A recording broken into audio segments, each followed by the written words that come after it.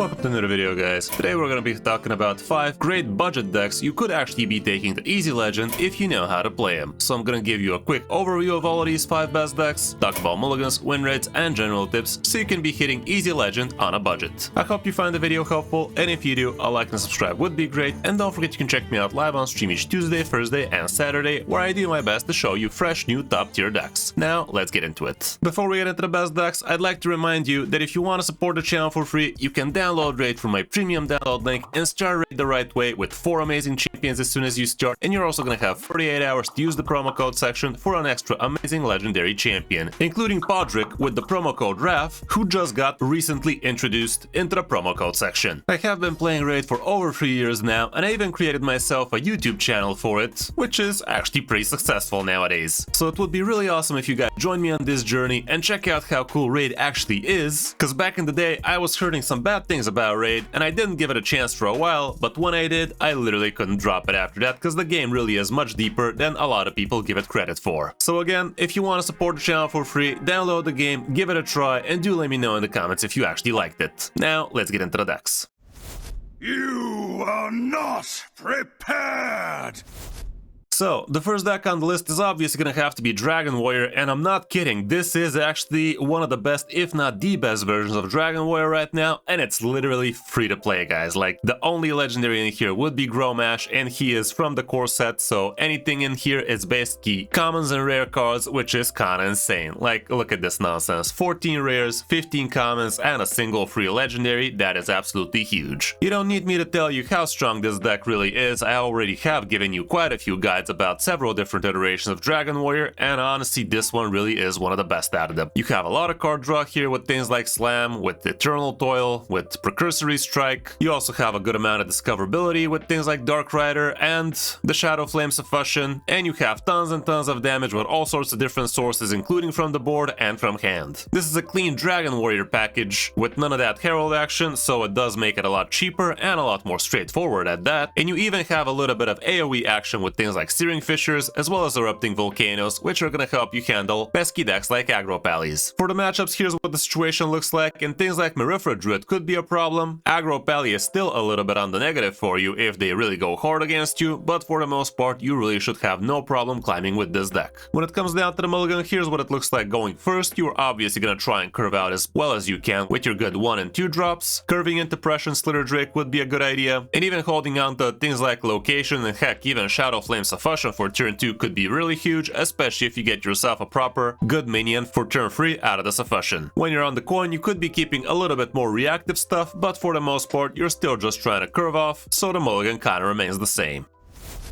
On the number 2 spot, we have another aggro deck, and this time it's gonna be Aggro Pally, and spoiler alert, all of these budget decks are gonna be aggro because those are generally pretty cheap and also pretty strong. But yeah, Aggro Paladin right now is actually hella good, and this is a cheaper variant from the version I like the most with Nosdormu right now, but if you want to be trying the deck and you're on a budget, this deck definitely would be good for you. Even though it does have a legendary in here with Defense Beyond Time, and this guy, I gotta say, definitely does make the deck better, I still do fit this one into a budget deck because it literally just has a single legendary. It does have quite a few epics, let's not pretend, but Torlon Storyteller is free because we have the Ungoro set for free right now, so all you gotta do is get yourself Fins from Beyond, couple of past No Morgans, and obviously Flight Maneuvers, which definitely is in danger of a nerf, so maybe you're gonna get your dust back on that front. Again, I do have several guides about different iterations of Aggro Pally, so you can definitely check out those, but for the most part, what this deck is trying to do is get yourself some good early game curve, and around turn 3 or 4, slap that Flight Maneuvers, and a lot of opponents really cannot handle that big a board with that many Divine Shields. The deck can be considered brainless aggro, but in some cases you will have to do some strategizing in order to actually stick yourself a proper board for the Flight Maneuvers, so you do need to express a little bit of skill here and there, but let's face it, it is an aggro deck after all. As for the matchups, here's what we have. Things like Spell Demon Hunters are definitely gonna be a problem for you, and Face Hunter might be a little bit too quick, and they do have a good amount of removal as well, so there's that. Other than that, everything else does look pretty green, so again, climbing should not be a problem, even though it could feel like win one lose one kind of deal from time to time, but just stick with it and you should be hitting legend in no time. As for the mulligan, here's what it looks like going first. You can check that every time you are going to be looking for flight maneuvers card. Honestly, if you do not have flight maneuvers in your mulligan, you should be looking for it either straight out the card or Violet Treasure Gill or a Dragon Scale Armament. And also personally, I do prefer the list with a single copy of Dragon Scale Armament, but still this list definitely does have the stats to back it up. If you were to change something in this deck and you are still on a budget, I'd remove one Dragon Scale Armament for, let's say, the 4-mana weapon for card draw. But again, if you don't have the flight maneuvers, throw everything away. If you already do have it, however, keep everything that is a 1-drop or a proper 2-drop and you should be good. When you're on the coin, again, the situation is similar. Hold on to flight maneuvers. If you already have it, then you can hold on to other things. If you don't, literally hard mulligan for it, because if you don't have it, the deck is dead in the water.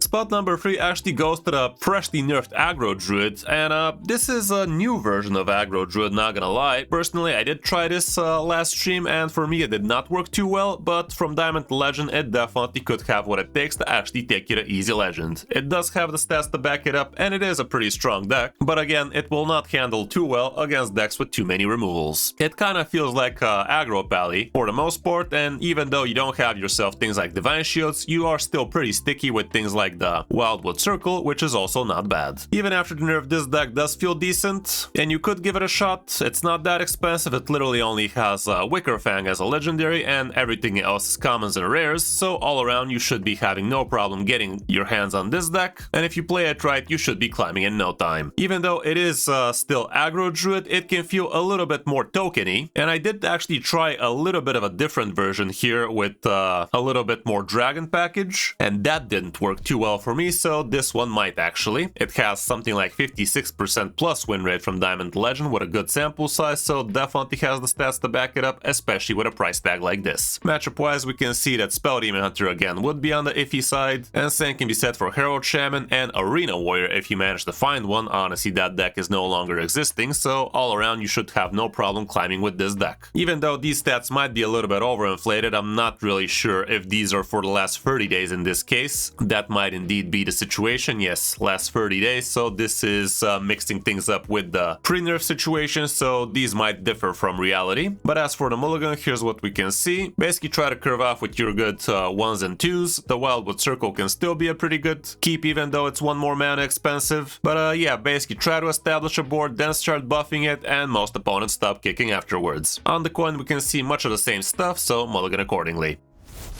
Spot number 4 goes to Face Hunter, and we cannot have a best budget decks for Legend without a Face Hunter list after all, so this list is no different. Even though it does show it does have a couple of legendaries in here, the only legendary you're really gonna need to craft here would be Ranger General Sylvanas, because again, Neri of the Creator is from Ungoro, which is free for the next few months for you. So yeah, Ranger Sylvanas was from the last expansion, so she is not free and you need to craft her. And also Confront the Tolvir is a new epic card which you definitely need, and the Precise Shot is also another epic you are gonna need, but all around that's about it for the expensive parts of this deck. The rest is actually pretty affordable. Face Hunter right now is definitely the best Hunter deck you could be playing for Easy Legend, and this list is definitely pretty affordable for most. And again, it's sitting at the top of tier 2 in the meta with about 56% win rate from Diamond to Legend, so again, climbing should be no problem for most. What the deck is trying to do is basically establish a little bit of board damage in the first few turns so you can fit in some chip damage in the opponent's face, and after that you can close out games with a bunch of burn damage from hand with the help of your hero power, and also Confront the Tolvir has some pretty nasty recovery potential for you, so all around the deck does feel great. When it comes down to matchups, here's what we have. Again, you can see that Demon Hunters are not going to be great for you, same with Aura Pally, Quest Priest, and every Warrior is actually going to be a problem for you, but everything else is actually pretty green or 50-50, so again, you should be climbing more than losing. When in the mulligan phase, going first, you are always going to be looking for the Quell the Ray Fletcher. This guy's going to be amazing on one because it allows to literally hero power forever for free. The Reinforcement Rallier is also pretty good. The Sizzling Cinder would be another top tier 1 drop. Raptor Nest Nurse can also be okay. One of your Sylvana Sisters can be nice as well, especially depending on the matchup. If you're looking for some board centric damage, amping up your Sylvanas would be great. And technically speaking, the first sister you would love to play would be Varisa, because that is gonna give you a lot more value for your next top decks, but realistically speaking, you're not really planning on sticking around for too much long in a game like this, so so turn 4, turn 5 is where you're trying to actually close out games, so having +1 on your next top deck, I don't know, she doesn't feel that amazing if you ask me. Sylvanas, however, is insane, so if you have her, you definitely could consider Varisa as well, because 4 damage Sylvanas is absolutely huge. Try not to be holding on to Tolvir when going first. When going second, technically there's the situation where Tolvir also makes a lot of sense if you already have yourself 3 good 1-drops, but for the most part it's something you'd rather top deck into later.